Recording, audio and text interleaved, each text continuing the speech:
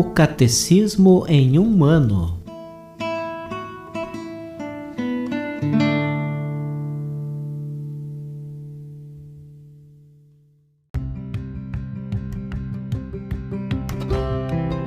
Olá, eu sou o Gabriel, seminarista da Diocese de Ponta Grossa, no Paraná. Você está ouvindo o podcast O Catecismo em um Ano. Vamos ler todo o Catecismo da Igreja Católica ao longo de 365 episódios. Estamos utilizando a tradução em português apresentada pela CNBB em 2013, baseada na edição típica em latim. Baixe o plano de leitura por meio de um link que você encontra na página do Instagram, @ocatecismo em um ano, ou na descrição deste podcast.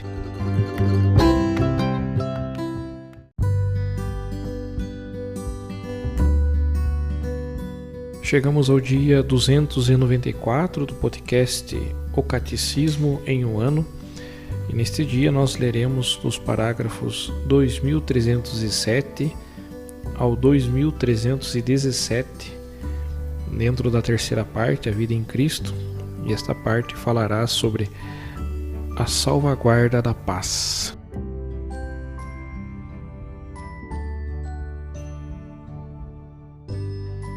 Evitar a guerra. O quinto mandamento proíbe a destruição voluntária da vida humana.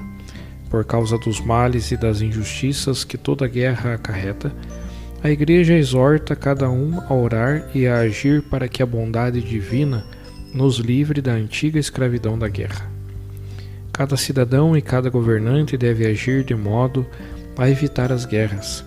Enquanto, porém, houver perigo de guerra, sem que exista uma autoridade internacional competente e dotada de forças suficientes, e esgotados todos os meios de negociação pacífica, não se poderá negar aos governos o direito de legítima defesa. É preciso considerar com rigor as condições estritas de uma legítima defesa pela força militar. A gravidade de tal decisão a submete a condições rigorosas de legitimidade moral. É preciso, ao mesmo tempo em que o dano infligido pelo agressor à nação ou à comunidade de nações seja durável, grave e certo. Todos os outros meios de pôr fim a tal dano se tenham revelado impraticáveis ou ineficazes, estejam reunidas as condições sérias de êxito.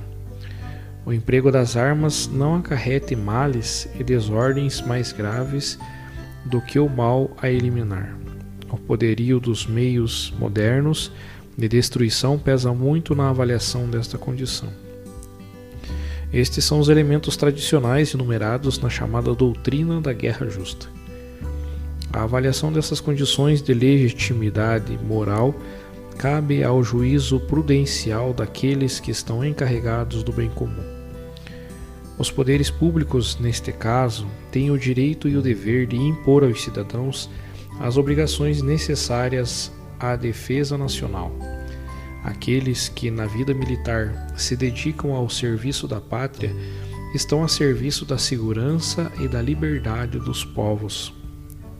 Se retamente cumprem seu dever, concorrem verdadeiramente para o bem comum das nações e para a manutenção da paz.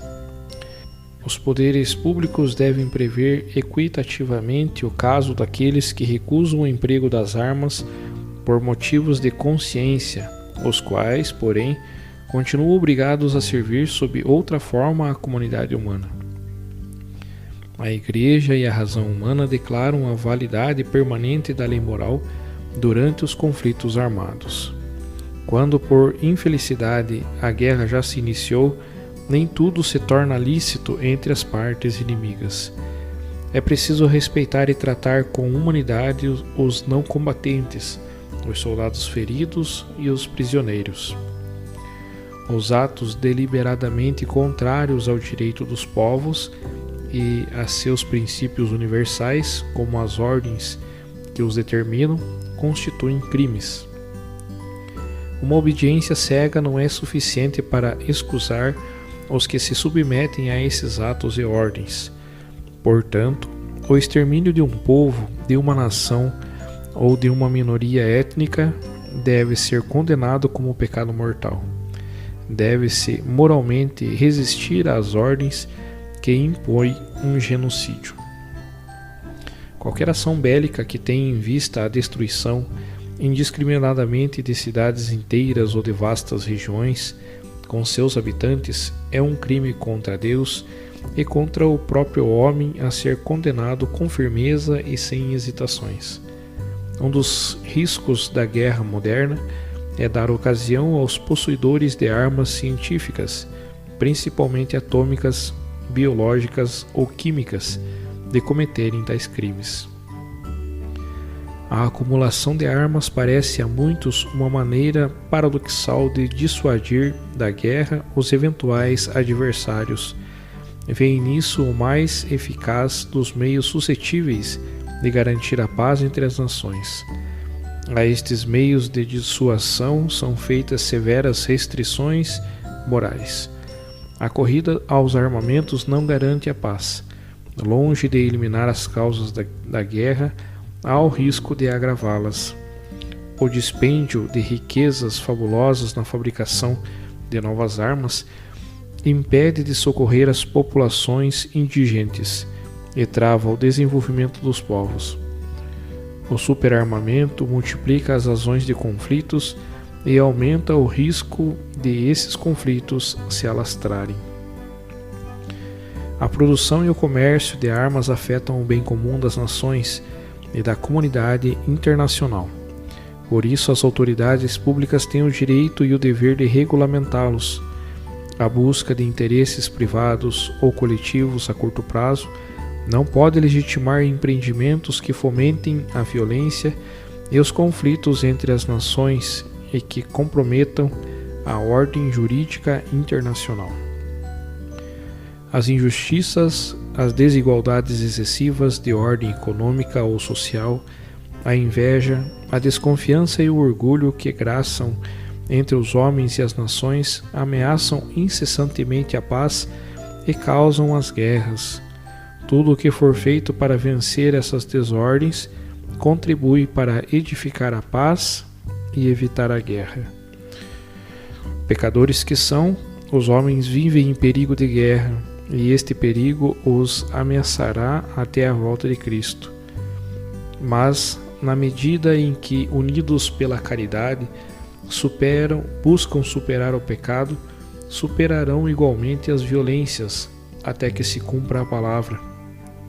Devem fundir suas espadas para fazer bicos de arado, fundir as lanças para delas fazer foices. Nenhuma nação pegará em armas contra a outra e nunca mais se treinarão para a guerra. Livro do profeta Isaías, capítulo 2, versículo 4.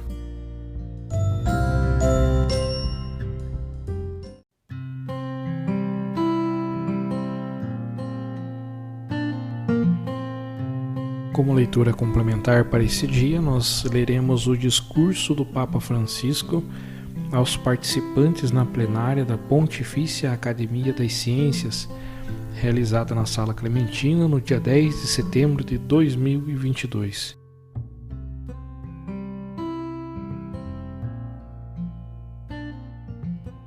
Senhor Cardeal, caros irmãos bispos, ilustres senhoras e senhores, dou-vos as boas-vindas por ocasião da sessão plenária da Pontifícia Academia das Ciências.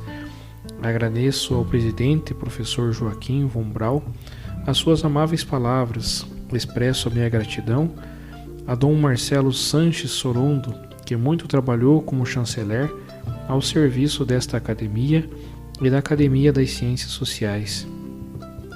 Que o Senhor o recompense e o encha de bênçãos, e formulamo-lhes os melhores votos pelo seu 80º aniversário e por um feliz tempo de reforma. E deixemos que os outros governem, em frente, coragem, e demos as boas-vindas ao novo chanceler, Cardeal Peter Turkson. Obrigado por ter aceite, eminência. O tema da vossa sessão plenária é Ciência de Base para o Desenvolvimento Humano, a paz e a saúde planetária. Uma perspectiva que tem presentes as questões-chave que a humanidade enfrenta neste momento da história. Mas, em primeiro lugar, gostaria de responder a uma pergunta que não poucas pessoas fazem.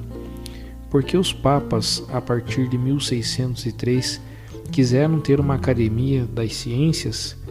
Nenhuma outra instituição religiosa que eu conheça tem uma academia como esta, e muitos líderes religiosos interessam-se por criar uma semelhante. Deixando a outros as reconstruções históricas, apraz-me interpretar esta escolha hoje, no horizonte do amor e do cuidado pela casa comum em que Deus nos colocou para viver. A Igreja partilha e promove a paixão pela investigação científica como expressão do amor pela verdade, pelo conhecimento do mundo, do macrocosmo e do microcosmo, da vida na maravilhosa sinfonia das suas formas. São Tomás afirma que o fim de todo o universo é a verdade. Fazemos parte deste universo e somos-lo como uma responsabilidade única que nos deriva do fato de, diante da realidade, sermos capazes de maravilha e de nos perguntarmos por quê. Portanto, na base há uma atitude contemplativa e, complementarmente a ela, a tarefa de cuidar da criação. Nesta ótica, caros amigos, insere-se também o tema desta vossa sessão plenária.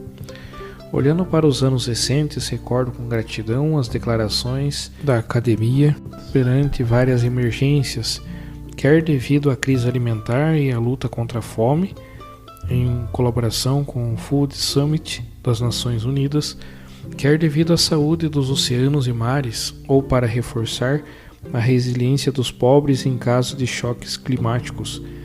Também foram importantes os esforços para ajudar a reconstruir bairros pobres de modo sustentável, aplicando a bioeconomia, bem como a ação orientada para a equidade, a fim de enfrentar os problemas de saúde causados pela pandemia de Covid. Não menos relevante é o trabalho para a instituição de padrões internacionais sobre a doação e transplante de órgãos na luta contra o tráfico de seres humanos.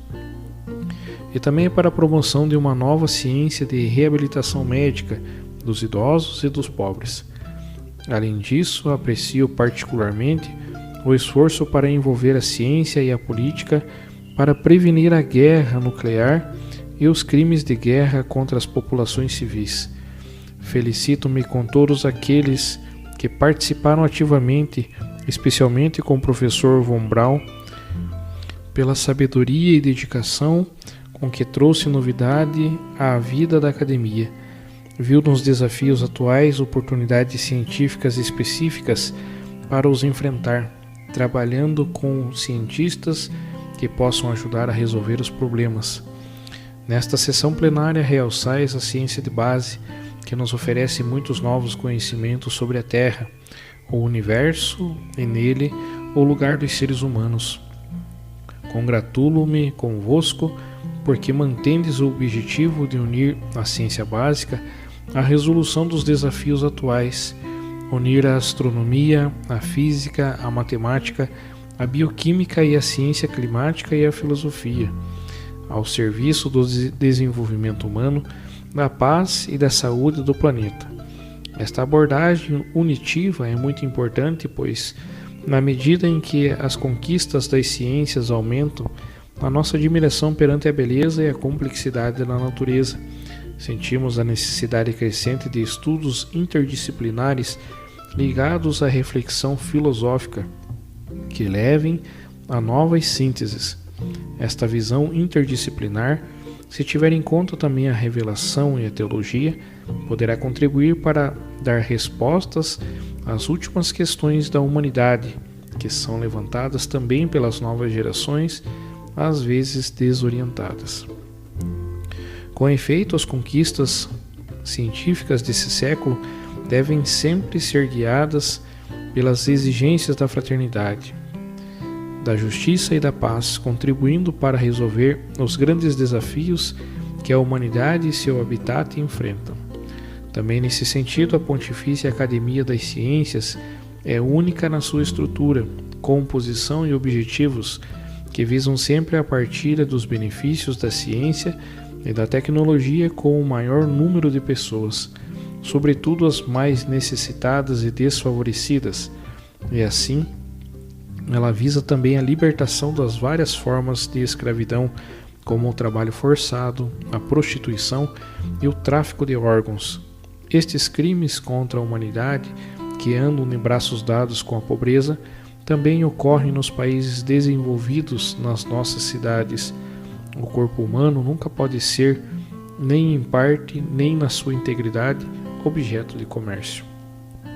Alegro-me que a Pontifícia Academia está ativamente comprometida em apoiar estes objetivos e gostaria que continuasse a fazê-lo com uma intensidade compatível com a crescente necessidade. Em síntese, os resultados positivos da ciência nesse século XXI dependerão em grande medida da capacidade que os cientistas tiveram de procurar a verdade e de aplicar as descobertas de modo que estejam em sintonia com a pesquisa do que é certo, nobre, bom e belo. Aguardo com interesse os resultados dos vossos trabalhos, serão também importantes para as instituições educacionais e para as jovens gerações. Estimados membros da Academia, neste momento da história, peço-vos que promovais conhecimentos que visem a construção da paz. Após as duas trágicas guerras mundiais, parecia que gradualmente o mundo tinha aprendido a progredir no sentido do respeito pelos direitos humanos, pelo direito internacional e pelas várias formas de cooperação. Mas infelizmente a história mostra sinais de regressão. Não só se intensificam conflitos anacrônicos, mas também renascem nacionalismos fechados, exasperados e agressivos, bem como novas guerras de domínio que atingem civis, idosos, crianças e doentes, causando destruição em toda parte. Os numerosos conflitos armados em curso preocupam seriamente. Eu disse que se tratava de uma terceira guerra mundial em pedaços. Hoje talvez possamos dizer total. E os riscos para as pessoas e para o planeta são cada vez maiores. São João Paulo II deu graças a Deus porque, por intercessão de Maria, o mundo tinha sido preservado da guerra atômica. Infelizmente, devemos continuar a rezar para evitar este perigo, que há muito tempo já devia ter sido evitado. É necessário mobilizar todos os conhecimentos baseados na ciência e na experiência para superar a miséria, a pobreza, as novas formas de escravidão e para evitar guerras. Rejeitando certas investigações inevitavelmente destinadas, em circunstâncias históricas concretas, a fins de morte, os cientistas do mundo podem unir-se numa comum disponibilidade a desarmar a ciência e formar uma força de paz. Em nome de Deus, que criou todos os seres humanos para um destino comum de felicidade, hoje somos chamados a dar testemunho da nossa essência fraterna de liberdade, justiça, diálogo, encontro mútuo, amor e paz, evitando de alimentar ódio, ressentimento, divisão, violência e guerra.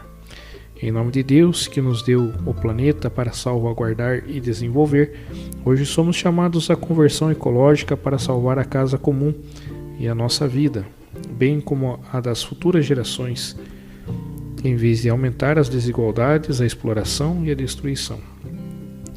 Prezados acadêmicos, caros amigos, encorajo-vos a continuar a trabalhar pela verdade, liberdade, diálogo, justiça e paz. Hoje, como nunca, a Igreja Católica é aliada dos cientistas que seguem esta inspiração, e isto também graças a vós. Asseguro-vos as minhas orações e, respeitando as vossas convicções, invoco sobre cada um de vós a bênção de Deus. E também vós, por favor, na vossa maneira, orai por mim. Obrigado.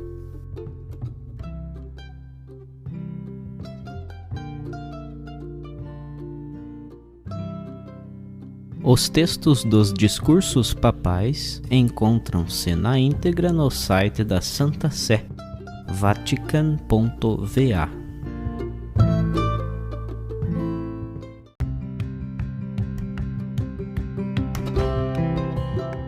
Você acaba de ouvir mais um episódio do podcast O Catecismo em um Ano. Continue nesse bom propósito de aprofundar o conhecimento e a vivência da fé católica e procure participar da sua comunidade. Rezemos por todos que estão fazendo esse caminho de leitura do Catecismo. Até amanhã!